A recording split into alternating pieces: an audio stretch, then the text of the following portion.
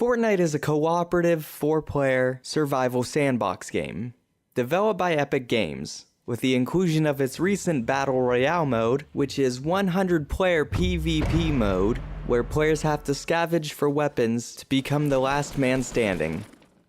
The game's been out for a little while now, and it's drawing in more players. Now, I like to play everything. And I mean everything. But for some reason, multiple people have said that some of the games I like to play are way too complicated to understand. Micromanagement in gaming? Shame on you, sir. More than 3 mechanics in a game? That's absurd. So I guess a little learning curve is too much for some people. So I'm here to break it down. No, this isn't a tips and tricks video on the best way to play Fortnite. This is a video to explain how Fortnite is played, step by step.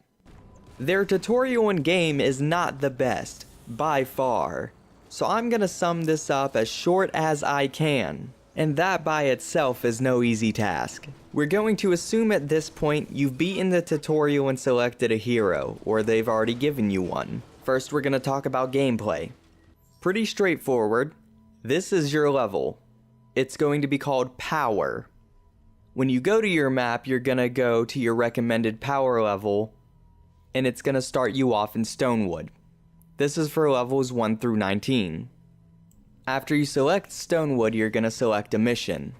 While browsing through these missions, on the left side of the screen there's a box that shows you the rewards you're going to get. I'll give an example of a mission right here and how the gameplay works. I selected Fight the Storm. This mission has you go around and find an atlas. Once you place the atlas, hordes of monsters will come to destroy it.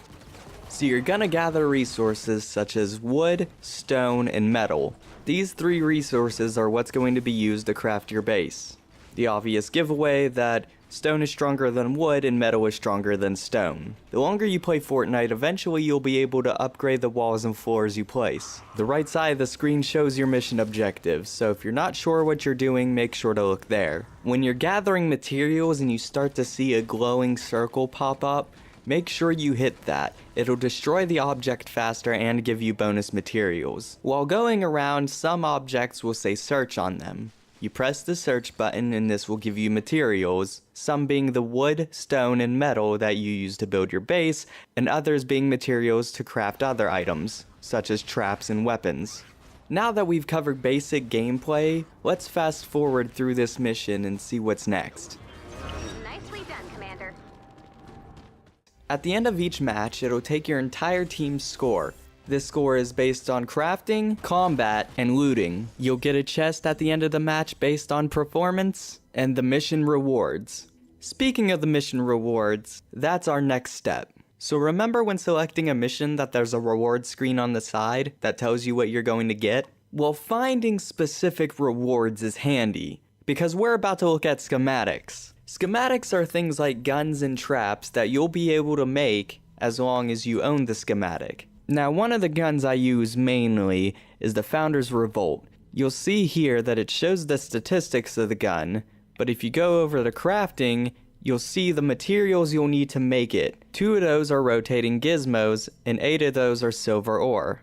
So if we go to the map, and we go to select a mission, on the reward screen that's what we'll be looking for. Rotating gizmos, and silver ore. You pretty much do this until you have enough materials you need to make the weapon of your choice. Higher level weapons, of course, will require higher materials. Some of these you won't be able to get until you reach higher areas of the game, like Canny Valley or Twine Peaks.